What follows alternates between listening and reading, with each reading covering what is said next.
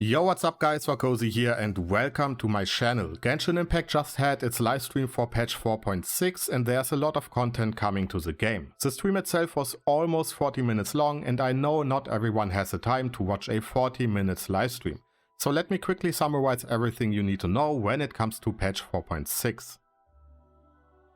Alright, so first up we have a new and final zone for Fontaine. We are going to dive into the remains of the ancient kingdom of Rumeria, and this one will be big for all our completionist boys and girls out there, because now we can finally complete the Statue of the Seven as well as the Fountain of Lucille.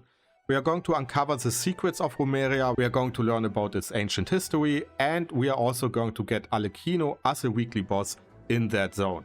Besides that, we have a new world boss called the Statue of Marble and Brass. And this one will probably appear in the Abyss eventually, so better learn those mechanics now, because then you don't have to learn them in the Abyss. The entire zone is very Greek-esque in its aesthetics, so if you like that, then this patch should be for you. Besides that, we have a new story quest for Sino, where we are going to meet a new and mysterious character in the desert who is going to challenge him for a trial of combat.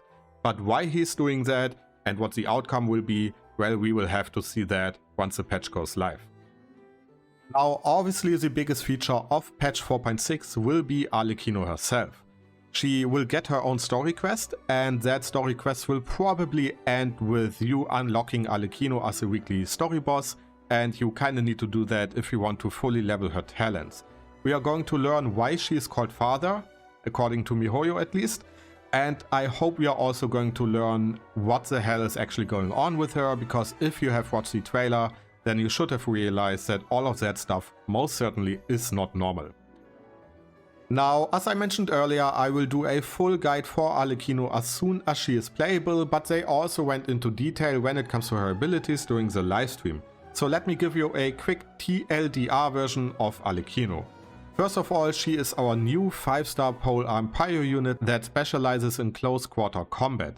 She has a lot of details to her when it comes to her kit, and she is somewhat difficult to explain outside of a fully dedicated video, but in a very basic nutshell, Arlecchino is all about applying a debuff called Blood Depth Directive. You can then absorb that debuff by using your charge attack or your elemental burst in order to get a bond of life. When that bond of life is greater or equal to a certain percentage of her own HP, you will do more damage with your normal attack and charge attack, and all of your attacks will be converted into pyro damage. Now, how do you apply Blood Depth Directive? By using her elemental skill. Now, the special thing about the Knave, which will surely drive a lot of people mad in the future, is that she cannot be healed by any character outside of herself. And that is where her ultimate comes into play. When using it, you will reset the cooldown of your elemental skill, and you will also heal yourself depending on your bond of life. And that is kinda it in a very basic nutshell version when it comes to Arlecchino. There's one more little secret when it comes to her, besides having an awesome scythe as a weapon, but I will leave that for you guys to discover. Let's just say that she is going to help you when it comes to exploring.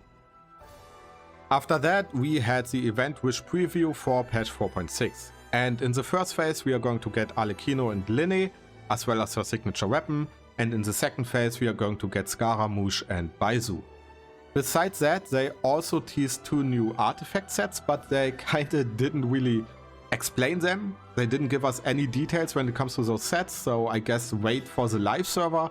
But I will make the prediction that one of those sets will probably be really good on Arlecchino herself. Next up, we have events.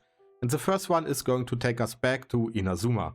It is one of my own favorite events, and it is going to be a music festival. For everyone who is not new to the game, right? If you have already participated in those music events, then you know what I'm talking about. But for those that are entirely new to the game, they are a lot of fun. And if you participate in them, you will get a free copy of Goro, as well as a bunch of toys. When it comes to smaller events, we have this year's version of the Wind Race, and judging by what I usually see on Twitter and YouTube, it is one of the most favorite events in the community. So look forward to that, as it will also have a bunch of new features. Lastly, we have 2 big combat events. The first one is going to be a boss event, where you can basically test the limits of your account, and a smaller event that is very similar to the ones we had in the past. Besides that, we are going to get new TCG cards. We're going to get Kuki Shinobu, Faruzan, the Hydro Lector, and the World Boss in Fontaine, the Crab World Boss, whatever the name of that is.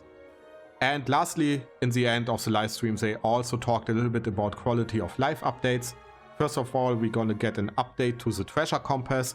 Whenever you use it, you're now going to see the treasure on your map. And when you collect that treasure, you're going to reset the cooldown of your treasure compass. So really helpful when it comes to getting 100% completion.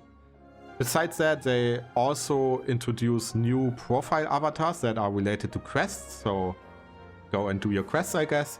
They're going to do map changes, there will be teapot changes, and there's also going to be a change to the questing system. A fairly big change actually, because it is one of the most criticized points you usually see on Twitter. And that is the fact that whenever you do a quest, you can't do that quest because a specific character is currently busy on another quest, right?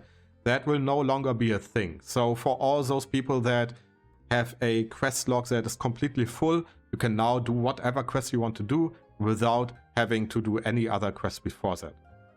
So yeah, a fairly big patch, and I myself am most certainly excited when it comes to Arlecchino as well as her weekly boss fights. They did present a boss fight in the live stream as well, but I personally skipped that one because I want to learn it on my own. No spoilers for me when it comes to that. Either way, let me know what you think regarding patch 4.6. Are you excited for Arlecchino? Are you excited for the new zone? Do you like the feature when it comes to the questing, that you can now finally do whatever you want to do, right?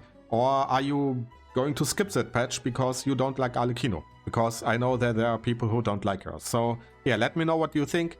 Other than that, thanks for watching, leave a like, and I will see you in the next one. Bye bye.